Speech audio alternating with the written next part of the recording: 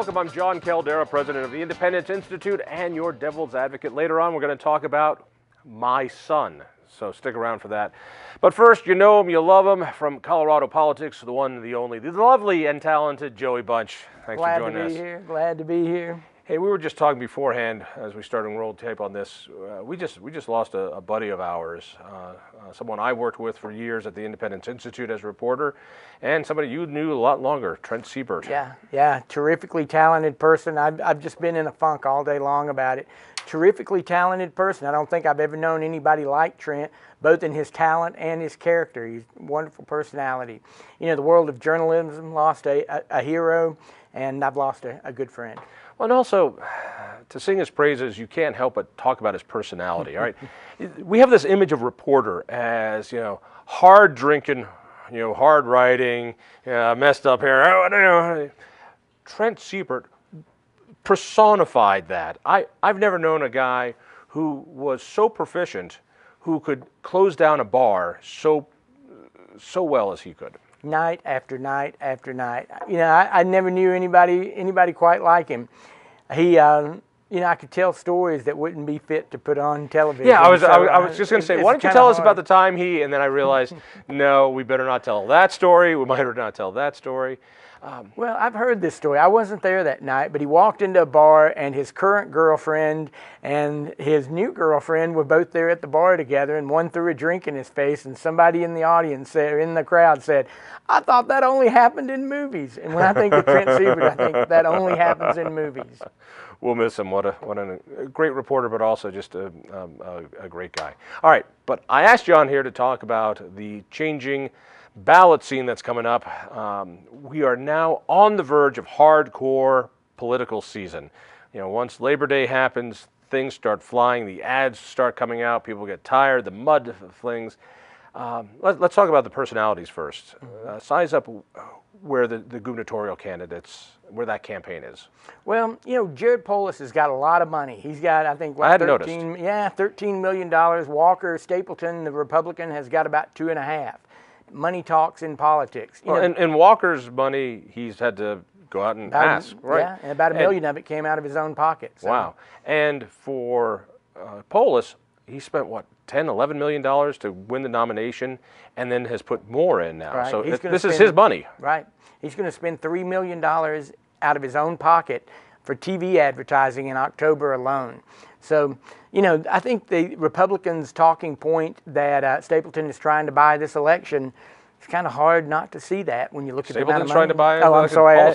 Polis is trying to buy the election. Trust me, Stapleton would like to buy the election too. So. Well, he's not a poor man, but he just doesn't have that kind of money.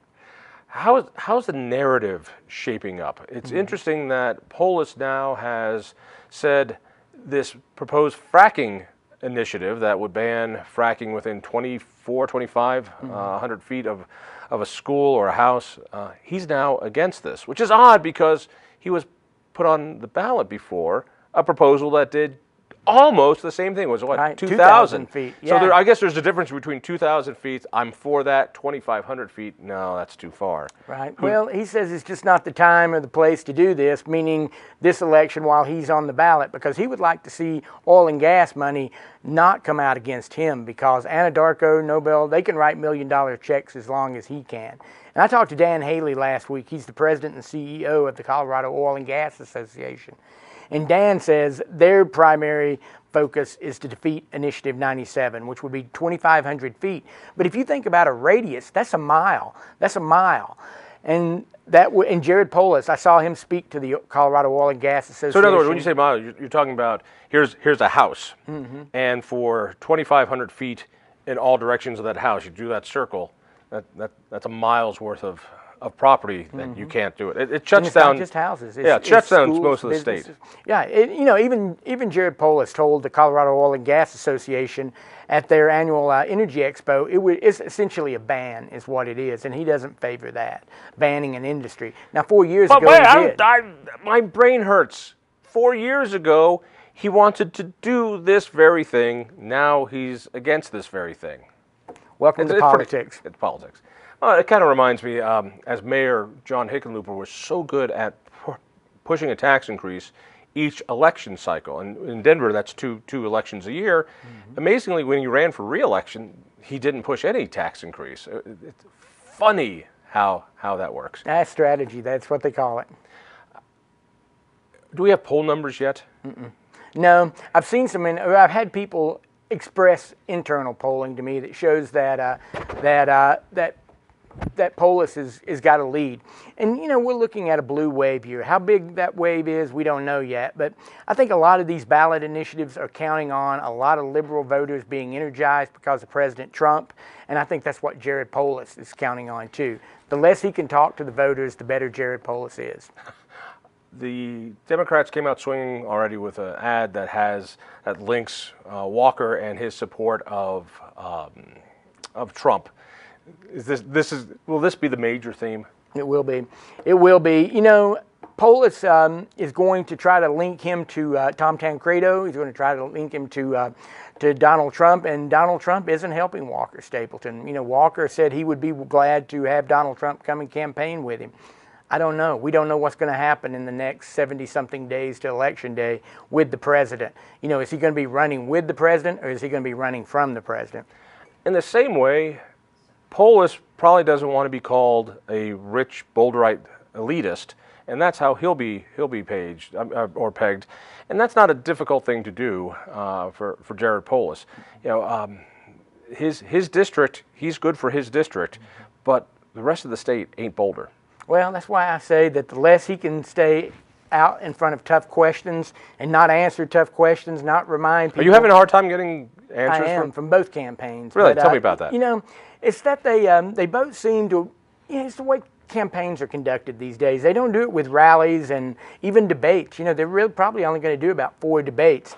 You know, it's all done over the internet now, and we don't get a sense of who these people really are. You know, for Polis, the less that people talk about his positions on gun control, the less they talk about his health care plan, that's better for him because the liberals, they know what his plan is. The moderates, they might be turned off by it. How much does Polis not doing the debate on the Western Slope, that Club 20 debate, for old timers like us, this is kind of the kickoff to the season. It's been around forever. It's just what you do in Colorado politics, and what it is a way for politicians to show, hey, you outside the Denver metro area, I know you exist as well. So I'll go over and have our first debate over there. Polis said no to that. Is that something that just stings there, or does it have any lasting impact? I think it does because, well, for one thing, you know, Club 20 is mostly a conservative organization. It's made up of businesses and mayors, and they love tax increases just like every other I don't think chamber of commerce. Many of them. So, you know, he's not going to pick up a lot of votes over there to begin with because there's just not a lot of Republicans on the Western, or a lot of Democrats on the Western Slope, unless you count the Libertine liberals in San Miguel County and Telluride Village. So he didn't have much to gain there. And he is doing a debate on the Western Slope. On October 6th, he's doing the one from the Grand Junction, Daily Sentinel, Mesa State, and I think Rocky Mountain PBS. But you're right, Club 20 that's a statewide event. You know, that's the first big debate, and everybody is paying attention. So I don't know if his campaign didn't anticipate that there would be that backlash to it, or that the message that it would send that, you know, as my friend Kelly Maher said, he's running for mayor of Denver. He's running for governor of Denver and Boulder. Yeah, governor of Denver. All right, let's step out on the ballot a little bit. In the shadow of all this will be all these other issues, and full disclosure, one of them is fix our damn roads, which we got on the ballot, which says the legislature will do what they have forgotten to do, which is start making make transportation a priority. But there'll be a statewide income tax increase for the kids, schools, and of course the Denver Chamber has their proposal to have a tax increase for mystery projects, transportation and transit projects, which they'll tell us about once we pass it. So on the state level, we've got those on the ballot, plus fracking, plus, let me go through the amendments. There'll be an amendment on slavery. There'll be a couple amendments on redistricting. There'll be regulatory takings, which is from the Farm Bureau. There'll be the rich guy. If you give $1 million to your own self, the other guy gets to raise more money in a campaign. And I want to say there's, and then of course the school tax increase. Not to mention then you go to the statutory stuff and you've got fix our damn roads. You got the Denver Chamber's 21% sales tax increase for mystery projects. You've got payday loans, which might go on. You've got the fracking issue, and there's one more I'm forgetting. How do all these play? Because everybody looks at these in little silos, but I don't think the voter does. Well, Colorado always seems to have a lot of these odd ballot issues, and a lot of them. And, I think they're counting on a blue wave year, so a lot of liberals are going to be voting, so a lot of people are trying to take advantage of that. And the fact is, not much attention will be paid to most of these. The people who care will know, but most people will get their ballot and say, this sounds good to me, or it doesn't sound good to me. I think a lot of these sales tax, and you don't even mention the sales tax increases that a lot of the cities are trying to put on. Denver, I think, has 3 or 4 this time. And so, at some point, voters are going to be fatigued. I know I've been fatigued for years. That's just because you're old, man. You're old. It's one sales tax, even though it's the most wonderful sales tax increase, or wonderful tax increase in the world, they're just going to be back in 2 more years wanting even more. And at some point, I think voters just say, enough is enough. I'm just going to vote no on all of these. Even on a Democratic year, if this is an anti-Trump year, which all indications are it should be, you think that voters are still anti-tax and anti-Trump? No, I'm just saying I'm anti-tax. I don't know about voters. No, I think that we're getting to that point, but how long until we do get there? Colorado is a swing state. We're a pendulum. So, one election cycle will look like the most conservative state in the nation, and 2 years later we look like the most liberal state in the nation. And I think it's just the makeup of the voters that we have. And, with unaffiliated voters becoming more energized, allegedly, because they could vote in the primary, let's see how that plays out. Are we going to become a more moderate state? Or, I think we'll know a lot more after this year's election. All right, last question. Odds. Presidential candidate, Hickenlooper? I think he'll run. I don't think he'll win. I think you're right. I think he wants it. Who wouldn't want to do it? The question is, can he raise money? Can he? What do you think? He can raise money in Colorado, absolutely. Can he raise money outside of Colorado? I don't know.